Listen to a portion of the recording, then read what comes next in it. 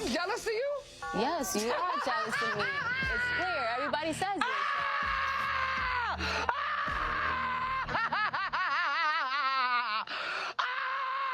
No, wait. No, I gotta take this off because my brain. High school sweetheart. In love since 15. Forever to go. Except here's the problem with that story. It was a complete lie. Oriona and Charles didn't meet in high school. They didn't fall in love at 15. They met on Facebook in August of 2022 when Oriona was already an adult with a child. That high school sweetheart narrative? Completely fabricated.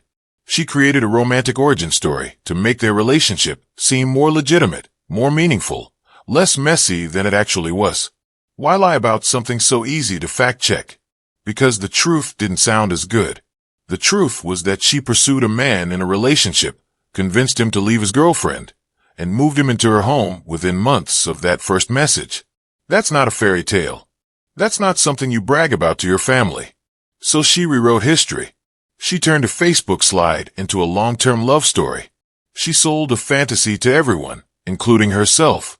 And that fantasy, that performance, that desperate need to make her relationship look perfect on social media while reality was falling apart behind closed doors, that's what kept her trapped.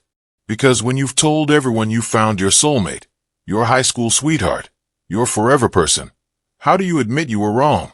How do you admit the man you bragged about taking is actually dangerous? How do you delete those posts and say, I made a mistake, when thousands of people watched you claim victory? You don't. You stay. You keep posting. You keep pretending. And you ignore every single red flag, waving right in front of your face. Charles LaFleur Franklin, 24 years old. The man Oriona thought she'd won. The upgrade. The better choice. The prize she snatched from another woman and flaunted online. Let's talk about what she actually got. Because while Oriona was posting matching pajamas and fake high school sweetheart stories, Charles had a history that should have sent her running in the opposite direction. But first, let's talk about the woman who got away. The original girlfriend. The one Charles left for Oriona. We don't know her name. She never went public. She never posted her side of the story. She stayed silent while Oriona celebrated taking her man. And you know what? That silence probably saved her life. Because while Oriona was bragging about the upgrade, the ex-girlfriend was dodging a bullet she didn't even know was coming. Think about it. Charles was willing to leave his relationship after 4 Facebook messages with a stranger. No loyalty. No hesitation. Just, I wouldn't mind. And he was ready to jump ship. That should have told Oriona everything she needed to know about his character. But she was too busy celebrating her victory to see the warning sign. If he'll leave someone for you, he'll leave you for someone else. If he'll cheat with you, he'll cheat on you. The streets don't lie about this. The ex-girlfriend is probably somewhere right now, alive and safe, thanking God that Oriona sent that message. Because if Charles had stayed with her, she might be the one in a coffin. Oriona didn't steal a man. She inherited a problem. A dangerous, violent problem with a criminal record longer than this CVS receipt. April of 2025. Charles LaFleur Franklin was charged with domestic violence. Not a misunderstanding. Not a false accusation. An actual charge. Someone called the police. Someone reported him. Someone was hurt enough to involve law enforcement. That was April. Just 7 months before he would kill Oriona. The charge was still pending when he pulled that trigger. May of 2025. Another charge. Intimidation. That means he threatened someone. Scared someone.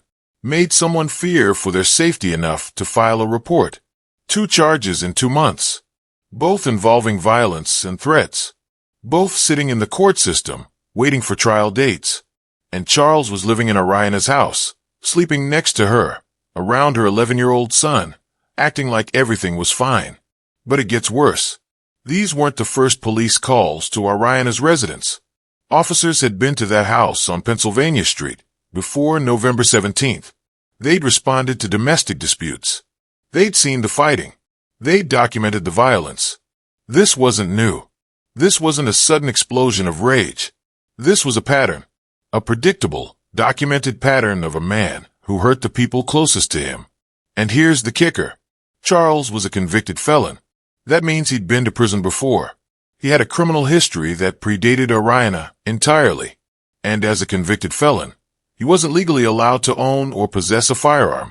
Period.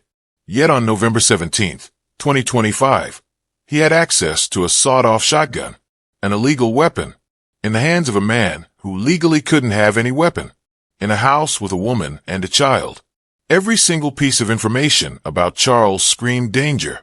The criminal record, the domestic violence charge, the intimidation charge, the previous police calls, the restraining orders, the pattern of violence that followed him like a shadow. All of it was public record. All of it was available if anyone bothered to look. But Oriona either didn't look, didn't care, or thought she could change him. Women do this all the time. They see a man with a history of hurting women and think, but he won't hurt me. They see the red flags and paint them green in their minds. They hear the warnings and call it jealousy.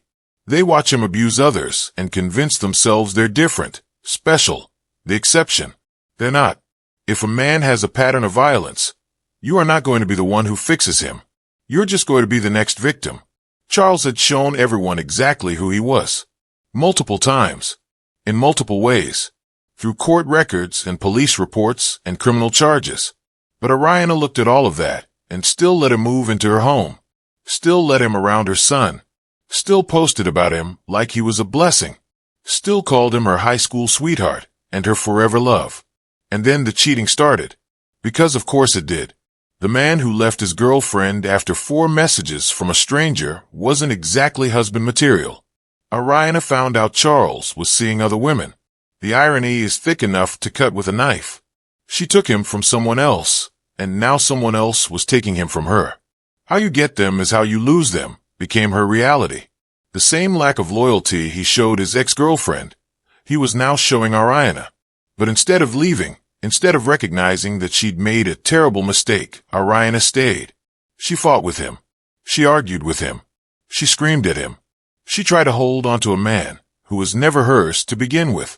And those fights, those arguments, those confrontations about his cheating, they happened in front of her 11-year-old son, a child who was watching his mother get disrespected, watching violence become normal, watching a dangerous man destroy their home one day at a time. August 4th, 2022. 3:05 in the afternoon. A Facebook message that would end in a body bag. The conversation was short, direct, shameless. You got a beach. Oriona Miles typed to a man she'd never met in person. He responded with one word. Yeah. She wasn't done. Want a better one? His reply came with a smirking emoji. I wouldn't mind. For messages. That's all it took. For messages between strangers that would lead to matching pajamas, birthday tributes, a kidney donation promise, and eventually, a gunshot that killed a 26-year-old mother in front of her 11-year-old son. Oriona didn't just screenshot that conversation. She posted it. She wanted the world to see her victory. The caption read how it started, next to a photo of her and Charles LaFleur Franklin wearing matching sleepwear, both smiling like they'd won the lottery. Social media ate it up. Comments flooded in, hyping her up for shooting her shot and landing her man.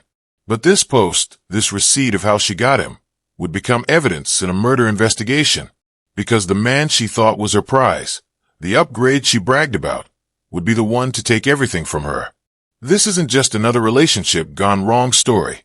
This is about what happens when you ignore every warning sign, when you choose performance over protection, when you mistake danger for love.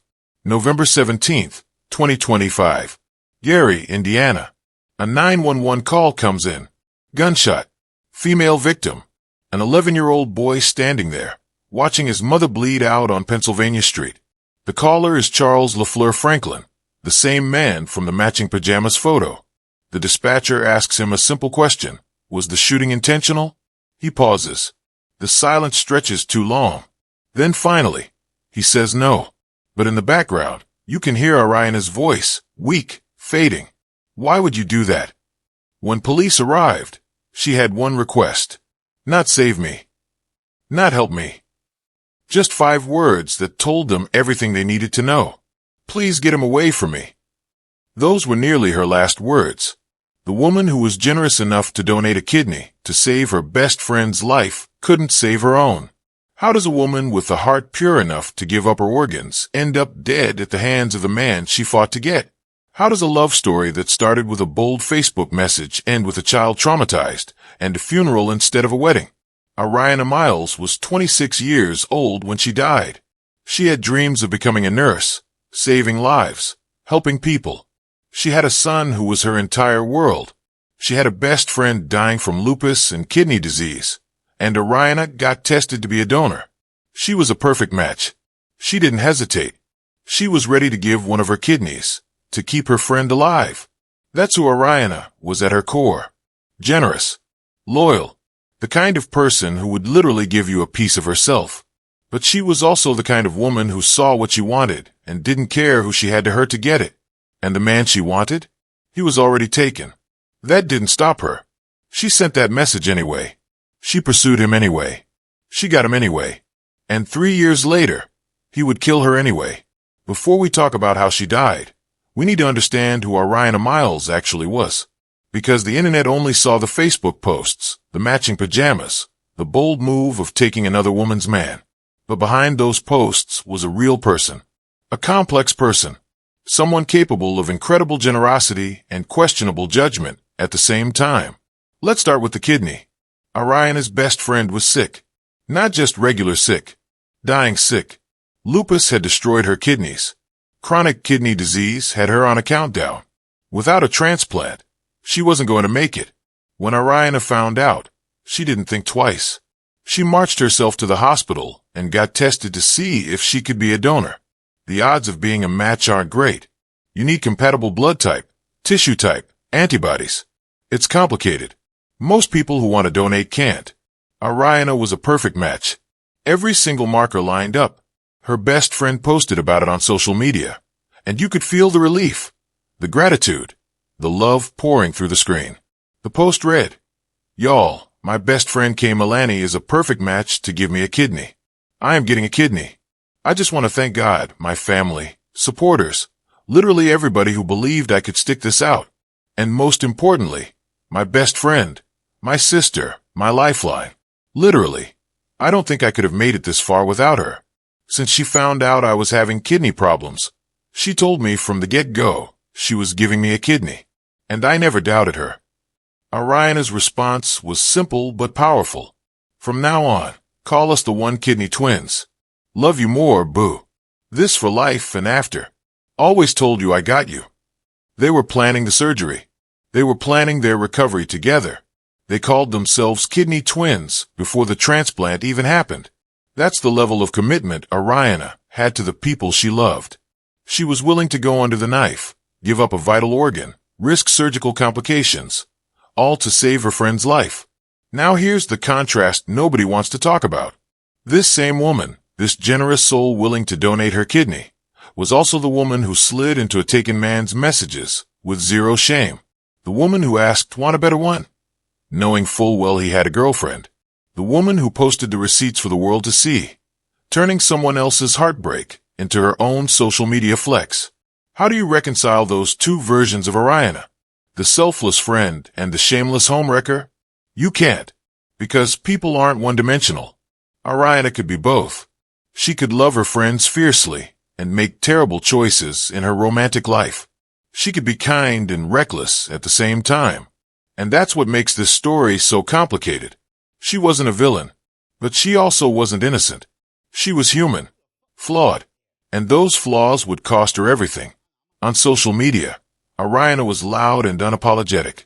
Her TikTok presence showed a woman who was fun, lively, confident. She posted videos of herself dancing, joking around, living her life out loud. She wasn't shy about her relationship with Charles either. She posted about him constantly. Birthday tributes, love declarations, the whole performance. One post in particular stands out. She wrote, "Before the day is over, I would like to formally wish my baby a happy birthday. Big 24 now, dude. I am so proud of you and how successful you are. I am really in love with my high school sweetheart. Been in love since 15 and got forever to go. I love you, baby." The pattern was clear. Charles was escalating. The domestic violence charge in April. The intimidation charge in May. The police calls throughout the year. The fights getting worse. The control getting tighter. The danger getting closer. Anyone paying attention could see where this was headed. But Oriona wasn't paying attention. She was too busy trying to prove that taking him was worth it. Too busy trying to make her social media posts match her reality. Too busy holding on to a relationship that was actively killing her. By the time Charles moved into Oriona's house on Pennsylvania Street, the fantasy she'd sold on social media was already cracking. But she couldn't let anyone see that. Not after posting those screenshots. Not after the matching pajamas. Not after calling him her high school sweetheart. She'd made this relationship public, turned it into a performance, and now she was trapped in her own narrative. Life inside the house wasn't matching pajamas and birthday tributes. It was screaming matches that shook the walls. It was her 11-year-old son learning to recognize the sound of his mother's fear.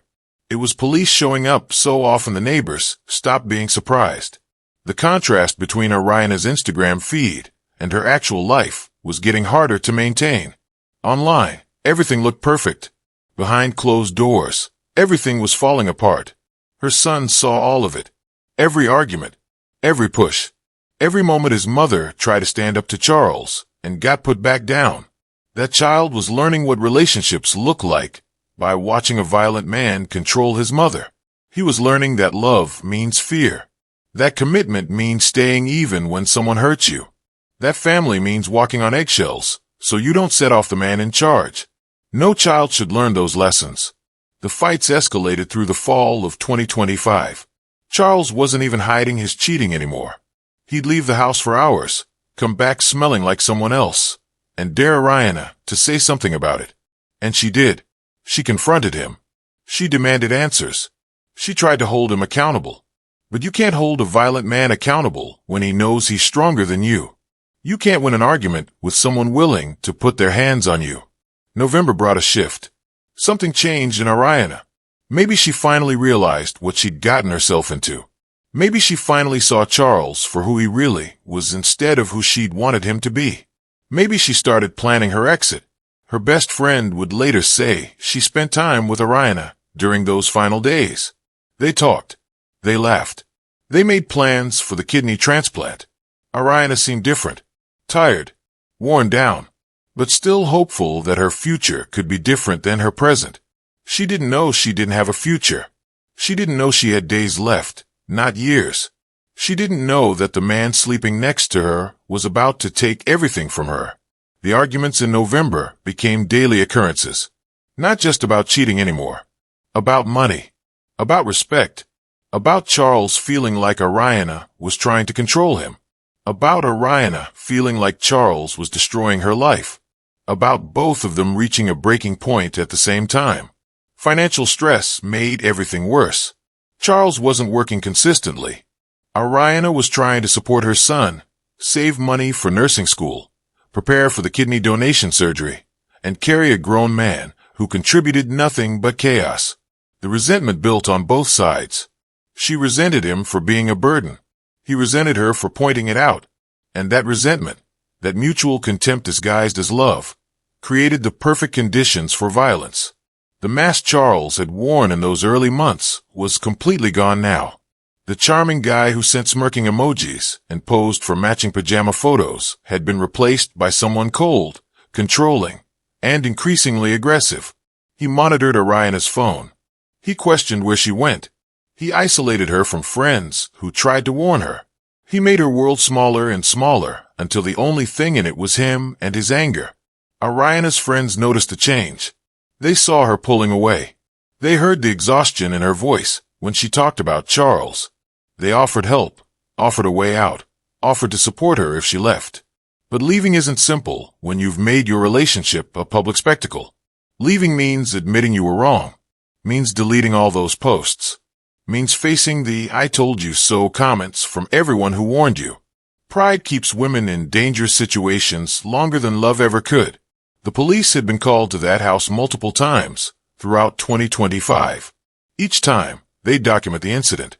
Each time, they'd ask if Oriona wanted to press charges. Each time, she'd say no. She'd minimize what happened. She'd protect Charles. She'd send the officers away and go back inside with the man who'd just hurt her. That's what domestic violence looks like. It's not one big incident. It's a series of smaller incidents that build until something breaks. Her son watched all of this. Remember him, the 11-year-old boy who should have been worried about homework and video games and middle school drama. Instead, he was watching his mother get hurt. He was hearing the fights. He was seeing the aftermath. He was learning to be quiet, to stay out of the way, to make himself small so he didn't become a target too. That kind of trauma doesn't just go away. It shapes who you become. By mid-November, people close to Oriona could feel something building.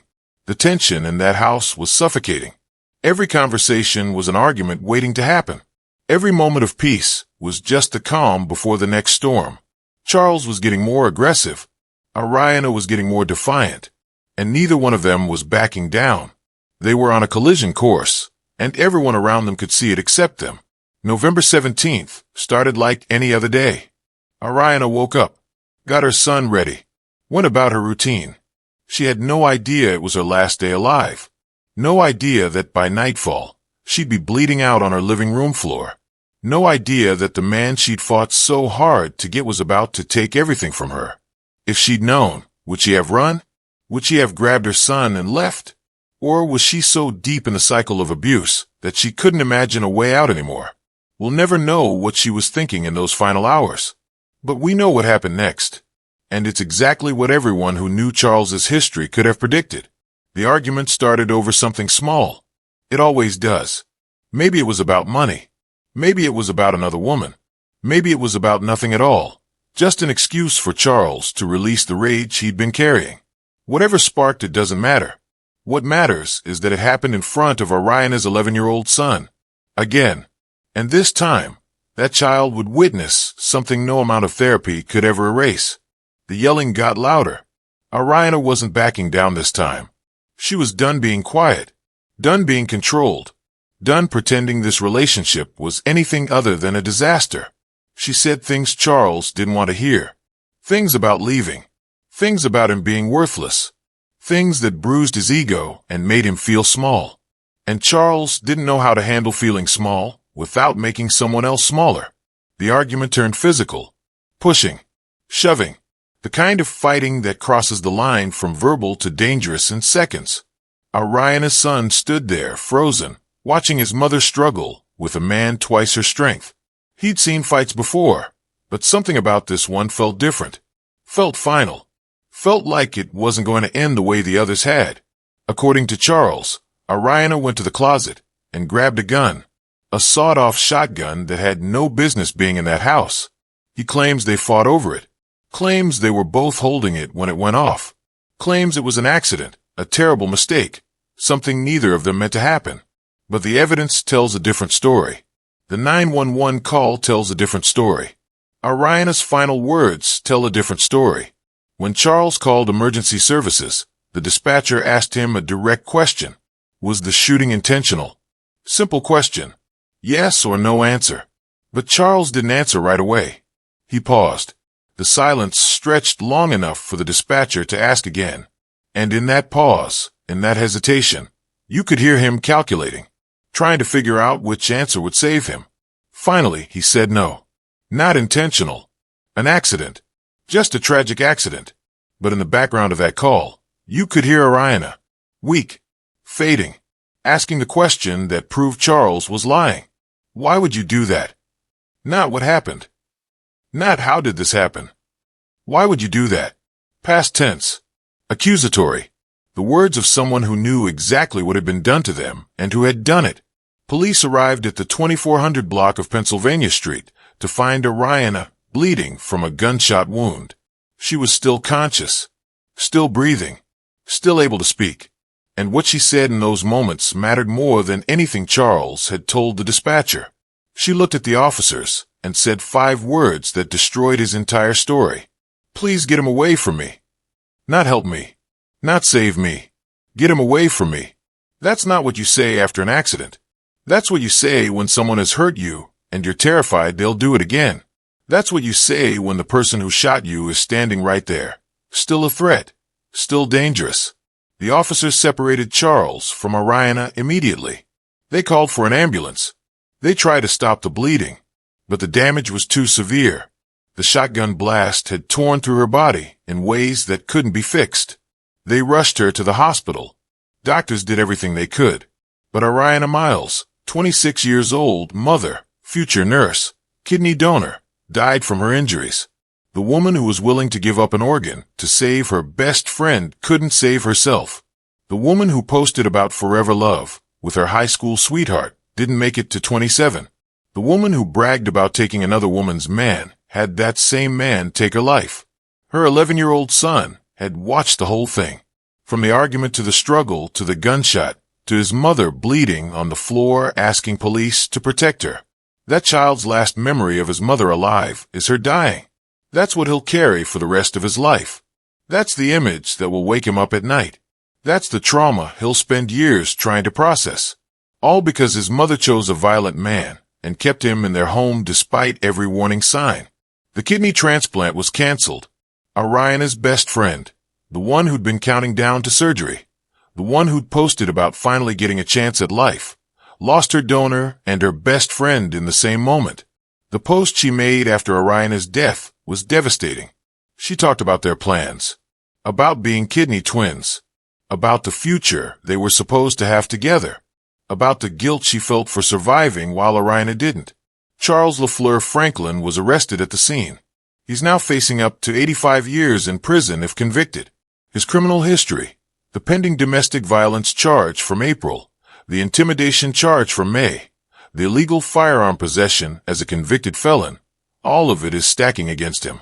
His story about the gun accidentally going off during a struggle fell apart the moment investigators heard Oriona's voice on that 911 call. Why would you do that? Those 4 words sealed his fate. But here's where the story took a turn nobody expected. When news of Oriona's death hit social media, the reaction wasn't what you'd typically see. There were no massive candlelight vigils trending online, no viral hashtags demanding justice, no outpouring of universal sympathy. Instead, people started pulling up those old Facebook posts, the screenshots of her asking if he wanted someone better, the matching pajamas photo, the captions about getting her man. The comments were brutal.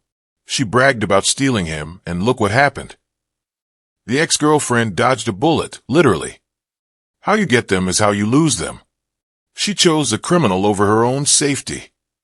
The internet had the receipts, and they weren't letting her rest in peace. Some people said she got what she deserved for being a homewrecker. Others called it karma. The lack of sympathy was shocking, even by internet standards. But here's the thing we need to understand. Oriona Miles was a real person. A daughter. A mother. A friend willing to donate a kidney to save someone's life.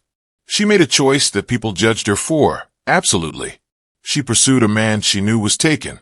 She posted about it proudly. She ignored red flags that could be seen from space. But none of that means she deserved to die. Nobody deserves to be murdered, regardless of their choices. The debate about Oriona became a debate about accountability versus victim blaming. Can you be a victim and still be responsible for the situation you put yourself in? Can we acknowledge that her choices were problematic while also recognizing that Charles is the one who pulled the trigger? Can both things be true at the same time? Yes. And that's what makes this case so complex. Oriona wasn't a perfect victim, but she was still a victim.